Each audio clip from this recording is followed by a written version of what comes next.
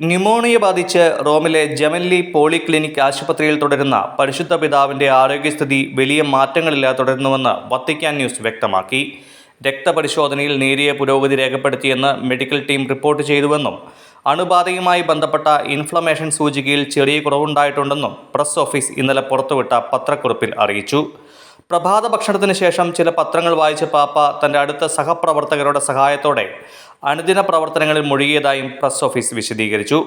ഇറ്റലിയുടെ പ്രധാനമന്ത്രി ജോർജിയ മെലോണിക്കിന് പാപ്പ സ്വകാര്യ കൂടിക്കാഴ്ച അനുവദിച്ചു. ഇരുവരും 20 മിനിറ്റോളം ഒരുമിച്ച് ചെലവഴിച്ചെന്നും പ്രസ് ഓഫീസ് വ്യക്തമാക്കി. ശ്വാസകോശ സംബന്ധമായ ബുദ്ധിമുട്ടുകളുമായി ഇക്കഴിഞ്ഞ 14-നാണ് ഫ്രാൻസിസ് പാപ്പയെ ആശുപത്രിയിൽ പ്രവേശിപ്പിക്കുന്നത്. ഏതാനും ദിവസങ്ങളായി പാപ്പയ്ക്ക് കോർട്ടിസോൺ അടിസ്ഥാനമാക്കിയുള്ള പ്രതിരോധ മരുന്നുകൾ നൽകുന്നുണ്ടെന്ന് ആശുപത്രി വൃത്തങ്ങൾ അധികരിച്ച് വത്തിക്കാൻ വ്യക്തമാക്കി. കഴിഞ്ഞ ദിവസങ്ങളിൽ തനിക്ക് പ്രാർത്ഥനാശംസകൾ നേരുകയും സാമീപ്യം അറിയിക്കുകയും ചെയ്തവർക്ക് നന്ദി പറഞ്ഞ പാപ്പ പ്രാർത്ഥനകൾ തുടരണമെന്ന് വീണ്ടും ആവശ്യപ്പെട്ടിട്ടുണ്ട്.